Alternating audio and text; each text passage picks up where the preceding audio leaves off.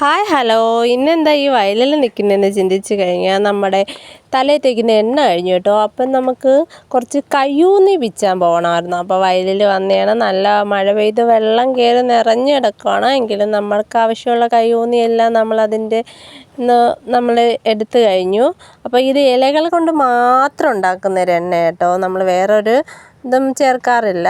Full ഇലകൾ കൊണ്ട് മാത്രം ഉണ്ടാക്കുന്നതാണ്. അപ്പോഴത്തേക്ക് ഇത് കറിവേപ്പില, നമ്മുടെ എന്താ പറയുക, മൈലാഞ്ചി ഇല, തുളസി ഇല, പിന്നെ കയ്യോന്നിയുടെ തണ്ടും ഇലയും, അതുപോലെ ചെമ്പരത്തിയുടെ പൂവ്, അതിൻ്റെ മൊട്ട്, പിന്നെ തളിരിലയാട്ടോ എടുക്കുന്നത്. അപ്പോൾ ഇത്രയും ഇലകൾ കൊണ്ട് മാത്രം കേട്ടോ ഞാൻ എണ്ണ ഉണ്ടാക്കുന്നത്. വർഷങ്ങൾ കൊണ്ട് ഉണ്ടാക്കുന്നുണ്ടോ ഒരു കുഴപ്പവും.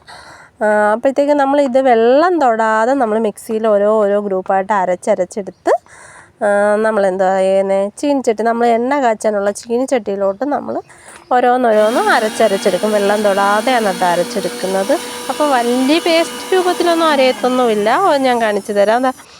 ഇതുപോലെയൊക്കെ അരഞ്ഞിരിക്കത്തുള്ളൂ. എങ്കിലും ഇതിൻ്റെ ഔഷധ ഗുണങ്ങളൊക്കെ അതിൽ നിന്ന് ഇറങ്ങിക്കോളും. അപ്പം വലിയ പേസ്റ്റൊന്നും അല്ലെങ്കിൽ ഇതുപോലെ അരച്ചെടുത്ത് നമ്മൾ നേരെ ചട്ടിയിലോട്ട് ഇടുക. അത് കഴിഞ്ഞ് നല്ല ശുദ്ധമായ വെളിച്ചെണ്ണ ഒഴിക്കണം കേട്ടോ.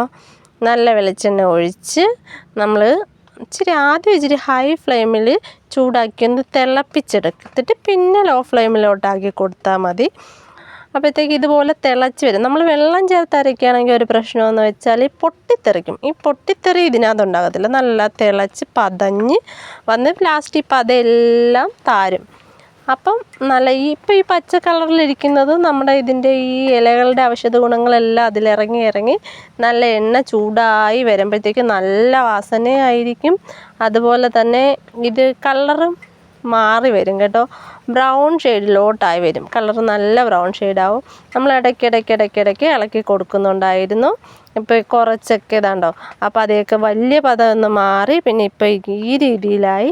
പിന്നെ അതിൻ്റെ ഇടയ്ക്ക് നമ്മൾ ഇളക്കി ഒരു മണിക്കൂറിനകത്തൊക്കെ നമ്മളിങ്ങനെ അതിൽ തന്നെ നോക്കിയിരുന്ന് ലോ ഫ്ലെയിമിലാക്കി വെച്ച് നമ്മൾ പതുക്കെ ഇടയ്ക്കിടയ്ക്ക് ഇളക്കി കൊടുക്കുന്നുണ്ടായിരുന്നു.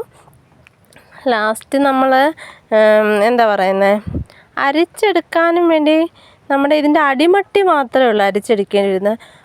മുകളിലോട്ടെല്ലാം നല്ല തെളിഞ്ഞ എണ്ണയായിട്ട് തന്നെ കിട്ടും. പിന്നെ ഒരു 6 മാസത്തോളം നമുക്കിത് സൂക്ഷിക്കാൻ പറ്റും. അപ്പം അത്രയേ ഉള്ളൂ.